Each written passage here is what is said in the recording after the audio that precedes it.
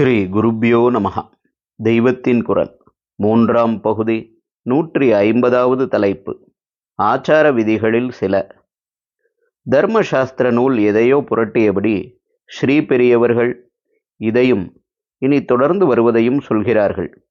நூலின் பெயர் தெரியவில்லை. இன்னதுதான் ஆச்சாரத்தில் வருகிறது, இன்னது இல்லை என்று சொல்ல முடியாமல் சகல விஷயங்களையும் பற்றி இதில் இந்த கையில் உள்ள புத்தகத்தில் போட்டிருக்கிறது. சிலதை பார்த்தால் நவீன நாகரிகக்காரர்களுக்கு சிரிப்பாக வரும். நெருப்பை வாயால் ஊதப்படாது, புருஷன் தீபத்தை அணைக்கக்கூடாது, பொம்மனாட்டி பூசணிக்காயை உடைக்கக்கூடாது, நெருப்பை வாயால் ஊதினால் சாம்பலோ கெரசின் புகையோ லங்ஸுக்குள் போய்விடும் என்று முதல் ரூலுக்கு காரணம் சொன்னால், மற்ற இரண்டுக்கும் இப்படிப்பட்ட காரணம் ஒன்றும் தெரியவில்லை. நெருப்பை வாயாலே ஊதப்படாது என்பதற்கு கூட சாஸ்திரம் சொல்கிற காரணம், வாயால் ஊதுவதால் எச்சில் காற்று அக்னி பகவான் மேலே பட்டு அபச்சாரமாகிவிடும் என்பதுதான்.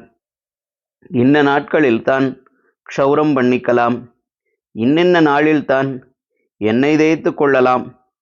இதற்கெல்லாம் காரணம் என்று தேடினால் ஒன்றும் கிடைக்காது. நகத்தை கிள்ளப்படாது, எச்சில் பண்ணக்கூடாது, இதெல்லாம் பர்சனல் ஹைஜீன்.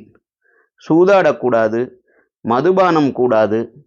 இவற்றில் எத்திக்ஸ், நன்னெறி, ஆரோக்கியம், குடும்ப வாழ்க்கையின் நன்மை எல்லாமே ஆச்சாரம் என்ற ரூபத்தில் வந்துவிடுகின்றன.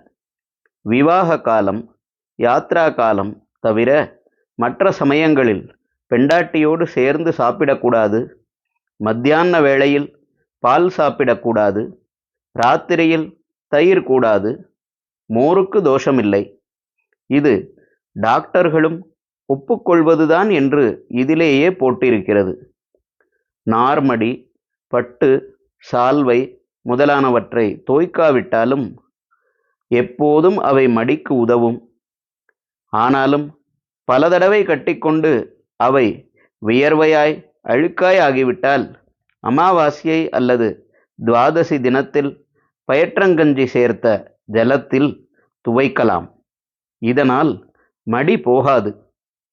ஹரஹர சங்கர, ஜெய ஜெய சங்கர. தெய்வத்தின் குரல் மேலும் ஒலிக்கும்.